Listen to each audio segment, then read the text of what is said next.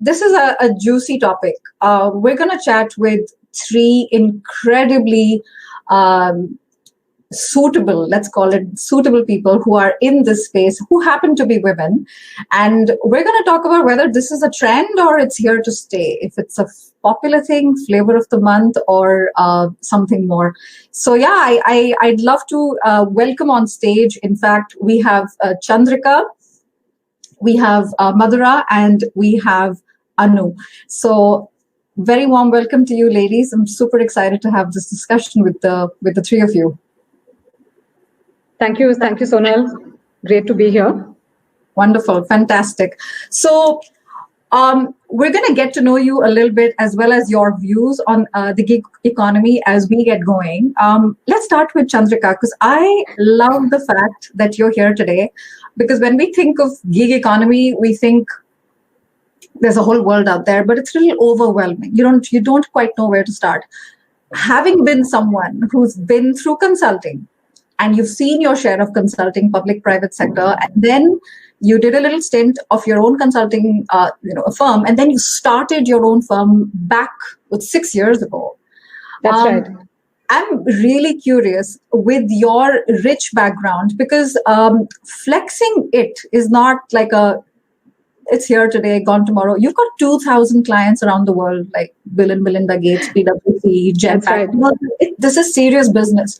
So I'm curious for you, because I know you're going to say, yes, of course, gig economy is important. But talk to us about the journey, Chandrika, from 2014 till today. What are your thoughts?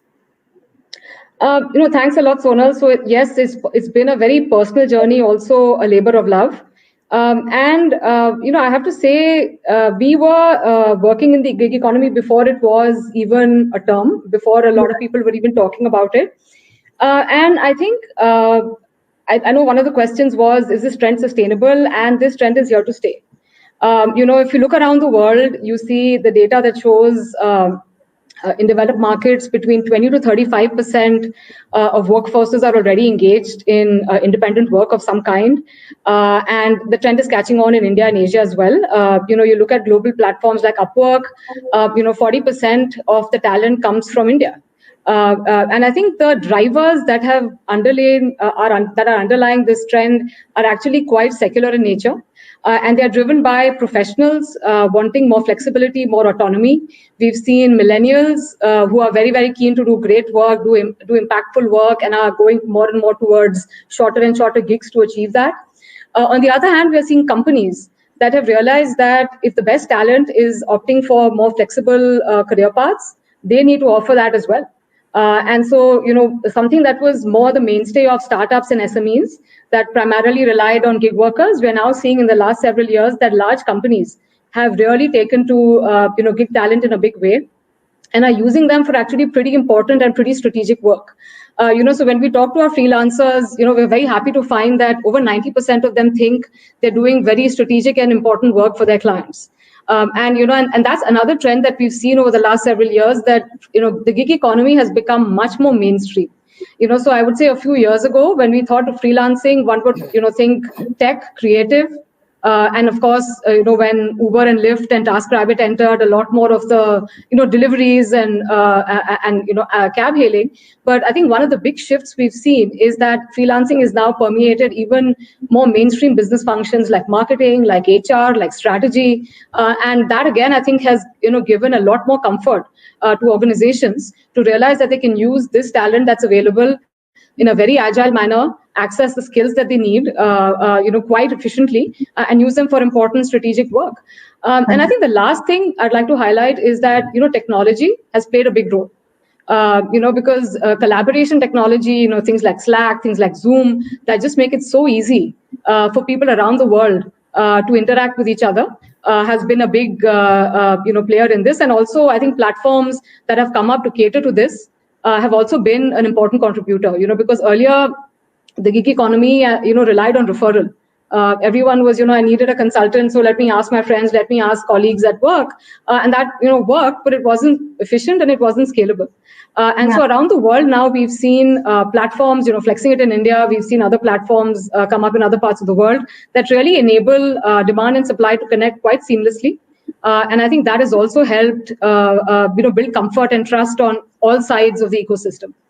Fantastic. I find this super exciting, and I'm taking away a few things you said, which I honestly didn't expect to hear. Words like comfort, because companies can be like shaky ground. What does this mean? It looks like attrition, etc. But actually, it's providing comfort. You touched upon millennials, and we're going to go there with Madhura in a little bit, because I know we have there's always like, what about us? And we're getting there.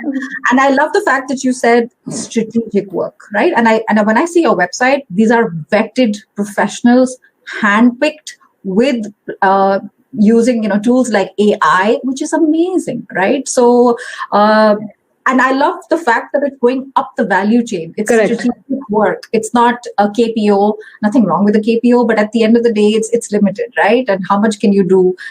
Transcription and send us your research work. We'll do it in Bangalore. It's much more than that. So this is super exciting. Absolutely. And, thank you so much for sharing, Chandrika. And Anul, let's talk about the year that this has been. Okay, the polite way would be calling it a dumpster fire. That's what I've been using to describe it. And it's not a joke. It's a serious thing. And one of the bad things that's happened, and I'm sure you know this, you lovely women here, that they say that actually women have regressed in terms of all the good work that's happened over the last 50 to 100 years, maybe 50 years. It's actually gone back, and it's going to take a while to go ahead, So I don't like the doom and gloom all the time, because who is it who said in every opportunity, in every chaos, there is an opportunity, and sometimes it's a little bit hidden. So keeping in mind what we just talked about, gig economy, and there's a tech platform, which is kind of the overarching thing that Chandrika said. Thank God we're in 2020. Can you imagine being in lockdown with no internet? I would just go mad. So looking at women, COVID, gig, and then looking at everything that you do, Anu, which is women in tech, promoting women in STEM roles. What are your views on all this? This is such a loaded question. And we can be here all day, but I'll try and encapsulate it in 5 minutes. So look, you're absolutely right. I think COVID, as far as women is concerned, has put us about a decade back. 5 out of 10 women have lost their jobs in India. India has now plummeted down to below 20% as far as women workforce is concerned. I'm talking blue collar and white collar. And white collar is like plummeting down from 36% to about 24%. So the numbers are not looking good. We are behind Bangladesh or Sri Lanka, if this makes us feel any right. So I think we've been doing a lot of work with the companies. We are largely a B2B2C.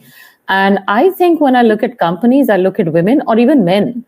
When we talk about gig flexibility, what the future holds, to me, a large bit about this is mindset. Right? Whether it's the companies or it's the talent out there, men or women. And I think here is what I see happening here when the whole COVID thing started, working from home, remote working, it's a panacea to all problems that women have. Now we can work flexibly. Yeah, I mean, they could, but, working from home when your husbands are in office is a very different gig than, when they're sitting in office and you don't have a house help coming home. And that's contributed to reasons not just in India, but across the world of women stepping back. So I think there's a lot of mindset shift which needs to happen. I completely echo Chandrika's point that, things are looking much better as far as gigs are concerned, because when we look at the future skill set, there aren't any. There aren't any trained people. Try headhunting AI ML people. It's a handful of people in the market. When we just did a career fair, and Madhura and I were talking about it, and she was a great partner with us, where we had 31,000 women attend and about 44 employers come in with 2,000 jobs. A lot of them were looking at gig workers. They were looking at full-time workers, but the focus was skill set. And we've had to go back for some of the skill set and saying, there aren't any skill sets, but here is a potentially viable candidate, but we have to take a bet on it. And so the companies have to change their mindset about ways of working, about the skill sets they need and how they groom talent. For women or men, it's all about, again, different ways of working and how do they adapt to it. So gig can be quite, I would say gig doesn't mean you work less. And in some circumstances, you actually work more. So every time we say flexible and gig working, there is this, maybe it's me and all the feedback that keeps coming to me, and Chandrika, you can validate it. Oh, no, you're doing it like because you want flexibility, you want to have like, you want to go for a walk and then come back and pick up 1 hour of work. Actually not. Sometimes people not at all. Three different assignments together. So it's very, very hard work. And you're talking to somebody who launched her venture just when COVID set up. So we actually became digital natives and we grew through it. Honestly, ladies, I haven't worked harder in my life in any of my corporate jobs. And it's been a whirlwind, but it's been very, very fulfilling. So there's an opportunity, but the mindset of keeping yourself on the path is extremely important, according to me. Yeah, no, absolutely. I love that you said that. The perceptions, can we do something about it? Not really. Obviously, we let our work do the talking. But 5 out of 10 unemployment is obviously not surprising, but at the same time, it's an opportunity, right? So when you're saying AI, ML, and you expect a plug-and-play solution, it doesn't happen. You need to invest. There's major upskilling, training, which is a great opportunity. I'm thinking, my gosh, it's a great time to establish a school which does all this stuff, because the previous panel was talking about scale. You cannot do anything in India. Well, it's there. Somebody has, it's up for grabs, right? So in fact, Sonal, I'd like to build on one of the things Anu said. Women are not leveraging gig work and freelancing enough. Yeah. Unfortunately. Yes. And I think there's a bunch of reasons. If we get into why, Anu, we would be here all day. I know. And there's, and there is a bunch of reasons for that. But I think the data actually is quite stark. Globally, 60% of freelancers are women. In India, that number is closer to 20%.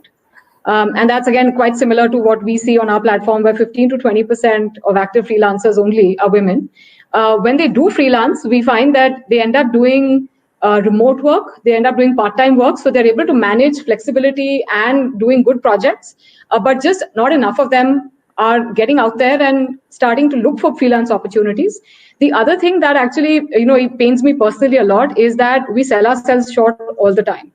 So for the same project, same skill set, women, code 35% less than men on an average. We just released some data of about almost 4 lakh data points of what we've seen over the last couple of years. And it's actually very, very stark. I think a lot more needs to happen to build awareness amongst women professionals around this as an opportunity, around also not selling yourself short. Yeah, no, absolutely. And I am, it pains you to say it. It pains me to say it. I've seen it in every single country I've worked in. It's not a cultural thing. It's a universal thing. We have to make the ask. If we don't make the ask, we don't get it, whether you're a man or whether you're a woman. So, no, fabulous point. Madhura, let's talk about Aspire for Her, because now we touched upon women, we touched upon a little bit, we talked about millennials, and you're right in the thick of it with 18 to 25-year-olds. And particularly this year has been a big year for many people, but particularly for you at the foundation. It's been in terms of gigs, right? It's been a bit of an explosion. So talk to us about particularly the mentorship part that has been played by more senior people, men or women, with this, because they say, your formative years, 12 to 18, I think 18 to 25 is where you get them hot. And Absolutely. When I say hot, I mean, it's like the right time, prime time, and to do something about it. So talk to us about how it's been and what are you going through right now? Yeah. Thank you, Sonal and Chandrika and Anu. Thank you so much for those points, because Aspire for Her, if we actually succeed in our mission, then your points are going to be very different in a few years' time, because that is exactly what we're trying to change. We're trying to change that equation, that less women coming into the workforce, gig and otherwise. We're also trying to change this whole thing about 35% low. I mean, everything else being equal, right? We're just trying to change that. So Aspire was born right in the middle of COVID, and in fact, 8th of March is our birthday. So 7th of March, International Women's Day. International Women's Day. Yes, that's when we launched. And without the gig, being there, I think we wouldn't be born. And all the work that we've done so far, I think we wouldn't have just gotten here. So we have, a community which is ever growing. As Anu said, that we work together on a couple of projects, which has been very, very fulfilling for us. But 18 to 25-year-olds have been the hardest hit, I think, in this entire pandemic. And I'll tell you a little bit about our birth story, and I'll tell you how the whole gig piece really works in. So I was on a flight on the 7th of March, 24 hours, okay?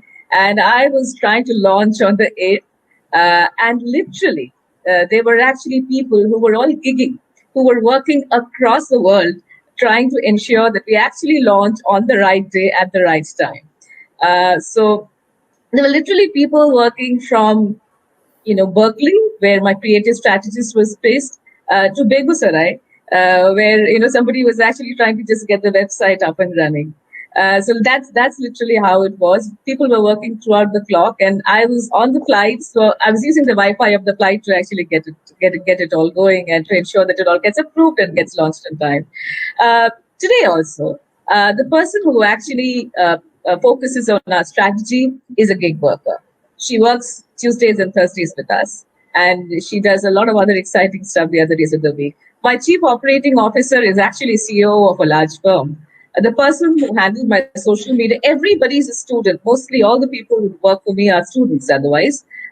So my person who handles my social media is a biotechnologist, another one is a fashion designer. The person who actually handles our social vertical is a dentist, and one of the mentors is an investment banker who works out of Singapore.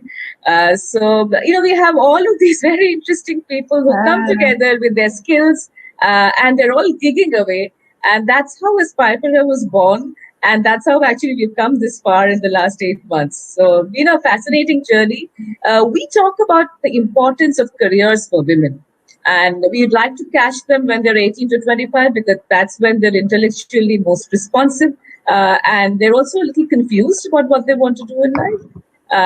That's why we do that. In fact, the first career preview that we did was of somebody who was a fashion designer, a stylist, a blogger, an internet influencer, and a classic example of a typical gig person, right? And so we celebrate gigs. We tell folks that it's not necessary that you have to go into either an entrepreneurship or into a normal traditional employment, but look at something that you like, but ensure that you're financially independent. Okay. Ensure that that's what we look at. So that's what Aspire stands for. Okay, this is extremely inspiring. I think I'd safely say, and I probably the other two women here will agree with me. I think, Madhura, your company and your thinking, it's a little bit ahead of its time.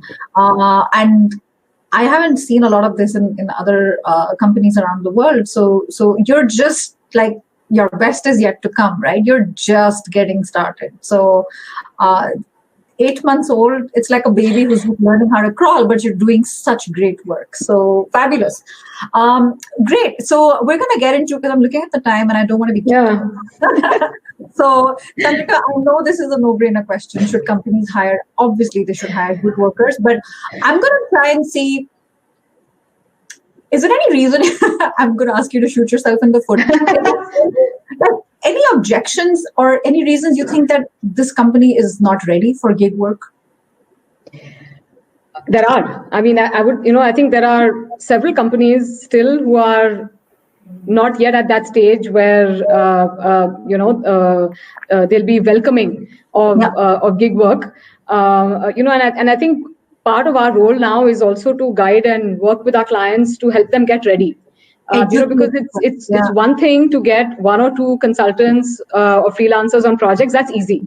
But when you're thinking of 10% to 30% of your workforce being flexible, that's when you need to start thinking of systems and processes at scale. So simple things like which roles will you use gig talent most for, and think about job descriptions for those, right? Compensation and benefits. What will you offer? So that it's fair and transparent, both internally and externally. How will you access these freelancers? How will you onboard them? Because you can't just have them show up at the gate. You need to think about, okay, am I going to give them an email ID? Am I going to give them laptops? How will they access my technology, my Slack, if I'm using Slack? And also how will I do performance management for gig workers? So I think there's a whole bunch of processes that need to be put in place by companies to actually leverage this talent well. And so I think companies that will not be able to use gig effectively are those that, for instance, think of it only as a cost game. And I think that I can't emphasize this enough. I think we hear a lot of people who say, I'll save. And that cannot be the reason why, or the primary reason why you're leveraging a flexible worker or a gig worker. I think the primary reason has to be, you want agility. Yes. The ability to get trained resources at short notice so that they can work on your surge projects, important projects, respond to market conditions. The second thing has to be you want specialized skills, which you don't have in-house. The third is actually to access the best talent, because in some of these newer age skills like analytics and UI UX, people are preferring to gig and preferring to do projects versus join. Absolutely. And the last I would, sorry. Yeah. And I think the last parameter is flexibility on costs. On a like-to-like basis, on a month-to-month basis, you will probably pay more than you would, because you're not giving them benefits. You're using them only, for, let's say, that month or two. You're not investing in their career development. So all of that needs to, be factored in.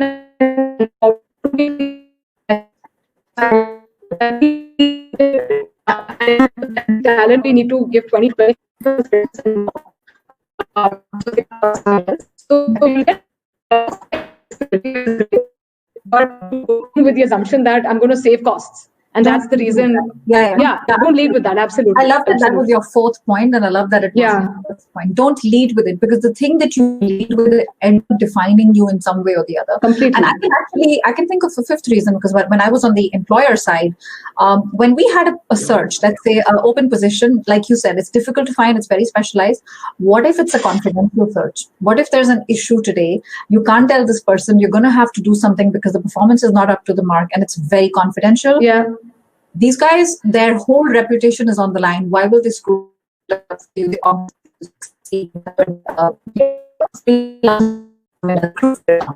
So fabulous. I'm very curious here, Anu, because based on what Chandrika just said, let's say I have a team of 10 and I get one gig worker, right? So I'm thinking two things: diversity, inclusion, which is overblown these days. But let's say diversity meaning, if out of these 10, this is the 10th person. So out of these 10, 9 are, let's say, men, Hindu, mainstream background, right? And this person is a minority. So that's okay. You did this, you check the box, you make everyone happy. And then the inclusion, we're going out for lunch today, obviously when COVID is not there anymore.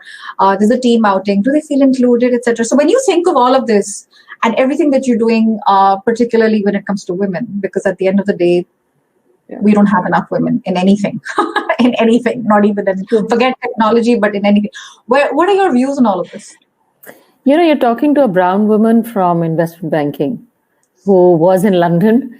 And, the only colleague she's had is white, bald hair, 40-year-old men, right? A colleague of mine recently told me, male, pale, and stale. Exactly. Don't repeat that I said that. I'm talking to the right person, Anu, so fair away. So I think whether it's gig or non-gig, what Chandrika said really resonates. Are the organizations fully ready? I don't think all of them are. Yeah. And the way you engage, whether it's minority or it's gigs, is a very different ballgame. And the whole debate around inclusion, Sonal, has been in existence since I was born in the corporate world. And yes, the needle has moved, but it probably hasn't moved as much as many of us here would like it to move. Mm-hmm. I know how it feels when people don't get you because you have a different accent or you speak English differently, leave alone being your gender. We both know Europe is a very polite culture. When you go in from India, and you are not even India, I was coming from New York. So it was just very, difficult, and the cultural norms. So that whole feeling of how the rules are being applied and you're being singled out is something I've felt. But the problem here is it's not that the majority is singling you out. It's just that the rules are only visible to the minority. There is a certain way of doing things, and it's so invisible to them because they don't know it's happening till you call it out. So I'm a big believer when you talk about inclusion that each one of us has to do our job. It's tough. And I can tell you, there have been times when I was in a banking, so we were having some deal and it went horribly wrong. And, sorry to say this here, but the language went from good to bad to ugly to completely objectionable. And I raised my hand and said, hey guys, there's a woman in the room. And they looked around, looking through me, saying, where? Okay, because I had become one of them. No, it's a bad example of inclusion. Okay, but basically, it had become completely gender agnostic in some ways. No, but I could have that conversation in terms of what implications it may have and how somebody would feel about it. The problem is, it's tough to have those conversations. The segue to inclusion is simple conversations, and letting them know how you're feeling about it. People who are minorities feel it might be a career limiting move, so let me not bring it up. And Right. people who are in majority feel, oh my God, is there a real issue, or she or he, whatever the minority may be, is making a big deal out of it.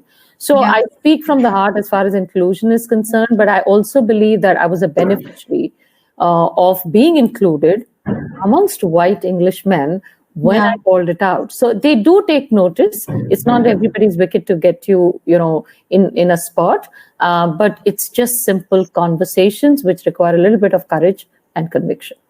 Absolutely. And as a company, creating that safe environment, right, where people can Absolutely. feel like they can speak up. And like they say, inclusion starts with I. So we need to be aware because we all have unconscious biases. So fabulous. Madhura, so what are you taking away on behalf of all the millennials that you work with from this discussion? Well, the other day I was looking at one of the LinkedIn profiles of one of the millennials I work with. Okay. So she is a media strategist. She's a marketing head. She's a digital something. She's a co-founder of a company. She blogs somewhere. She does something else. When you see this, I felt, oh, well, this person must at least have 20, 25 years of experience behind her.